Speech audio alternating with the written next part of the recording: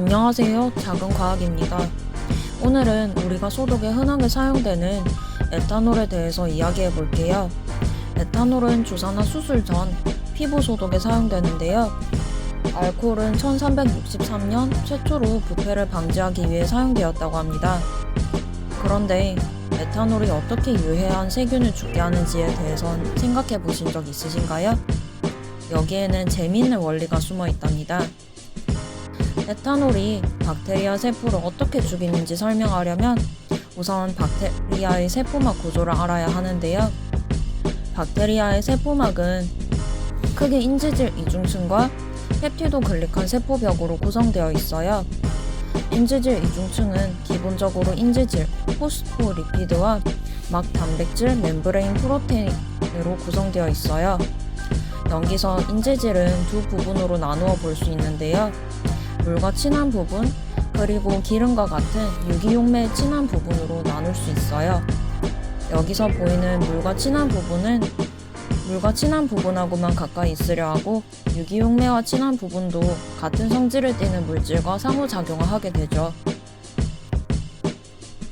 세포 바깥의 대부분은 물과 접촉하기 때문에 물과 친한 부분이 밖으로 노출되어 세포막 안쪽 공간은 물이 대부분이므로 유기용매와 친한 부분은 물과 접촉하지 않죠. 그 결과 그림처럼 다음과 같은 배열을 하게 됩니다. 이러한 세포막은 물과 친한 친수성 분자에 대해 효과적인 차단막 역할을 하죠. 친수성을 띠는 부분을 지나더라도 친유성 탄화수소 꼬리가 있어 통과가 어렵다는 거죠. 하지만 에탄올은 물과 유기용매 모두에 친하다는 성질이 있고 크기도 세포막을 통과할 만큼 충분히 작죠.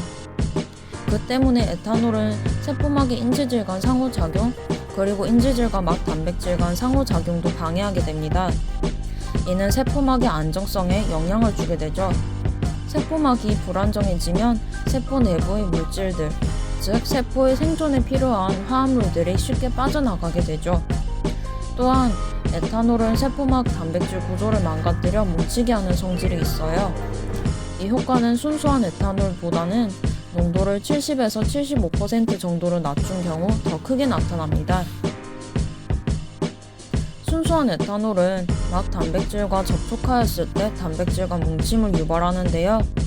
에탄올의 화학 구조식에서 보이는 하이드록실기는 수소 결합을 통해 미생물의 단백질에 붙어 그 구조를 망가뜨려 재기능을 하지 못하게 됩니다.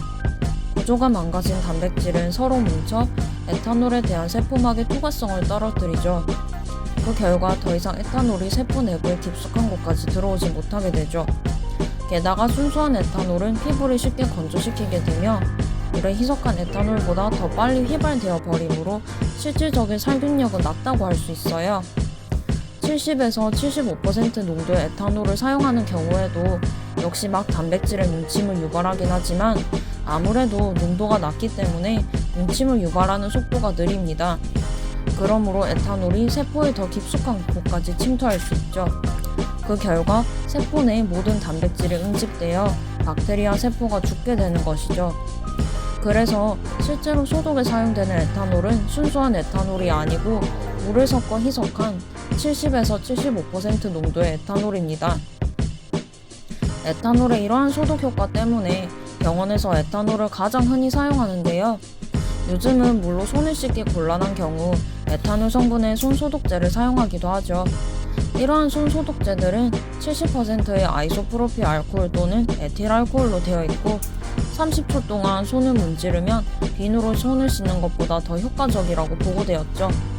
하지만 2018년 8월 호주 멜본 대학 연구진들은 최근 몇 년간 에탄올 소독을 자주 실시함에도 불구하고 엔테로코커스 패시움에 의한 감염건이 꾸준히 증가한다는 사실을 발견했습니다. 이 박테리아는 최근 병원 유래 감염의 주 원인이라고 보고되었죠.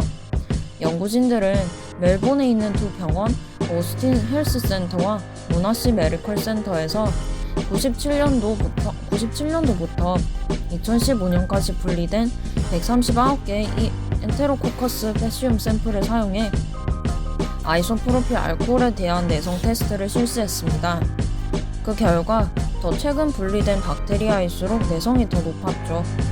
완전한 내성을 가진 건 아니지만 점차 아이소프로필 알코올에도 적응하기 시작했다 의미죠. 지금 보시는 그래프 A는 아이소프로필 알코올 처리를 하면 엔테로코커스 패시움 생균수가 얼마나 감소하는지를 보여주는데요. 점이 위쪽에 몰려 있을수록 내성이 더 커서 생균수가 많이 줄어들지 않았다는 것을 의미합니다. 최근 연도를 보면 그 점이 더 위쪽에 몰려 있는 것으로 보아 내성이 이전보다 더 높아졌다는 걸 확인할 수 있죠. 연구진들은 또 다른 실험을 실시했는데요. GKG를 알코올 계열의 물질로 소독한 뒤 박테리아 샘플을 케이지 바닥에서 배양시켰죠. 쥐를 그 케이지에 1시간만 풀어둔 뒤 무균 케이지로 옮겨 일주일간 두었는데요. 그 결과 더 최근에 분리된 엔테로코커스 패시움 샘플을 배양한 케이지에서 더 쉽게 감염이 일어났죠.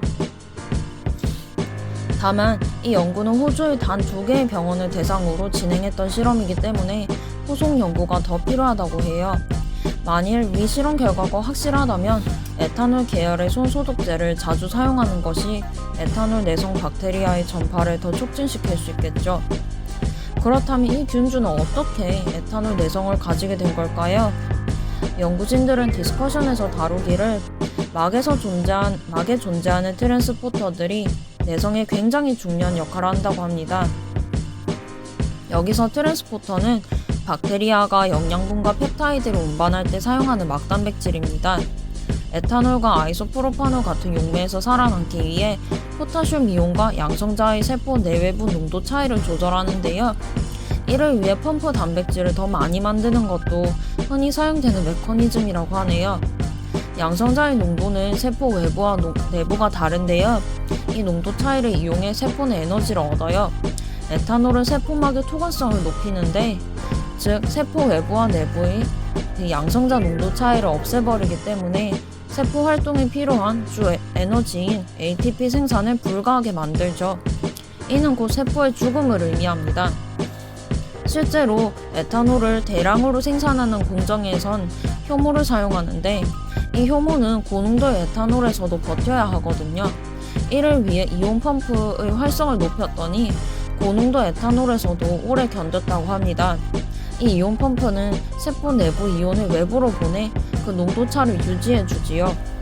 추가로 덧붙이자면 에탄올을 생산하기 위해 사용하는 미생물 중 자에모모나스 모빌리스는 고농도의 에탄올을 견디기 위해 독특한 인지질 포스파티딜 에탄올 아민 성분을 갖고 있다고 합니다. 일반적인 인지질보단 탄화수소 분자가 하나 더 붙어 있어서 인지질 분자 간 상호작용이 더 강해지는 것이죠. 또한 이 균주는 인지질 말고도 호파노이드라고 하는 것도 갖고 있는데요. 이 물질은 세포막의 유동성을 낮추는 역할을 한다고 합니다. 실제로 에탄올의 농도를 올릴수록 호파노이드가 세포막 인지질에서 차지하는 비율이 높아진다고 합니다. 이야기가 조금 길어졌는데요. 미생물이란 어떤 환경에 주어지든 금세 적응을 하고 살아남는 존재인 것 같아요. 앞으로는 병원에서 에탄올 대신에 새로운 소독제를 사용하게 될 날이 올 수도 있을까요? 이상 작은과학이었습니다.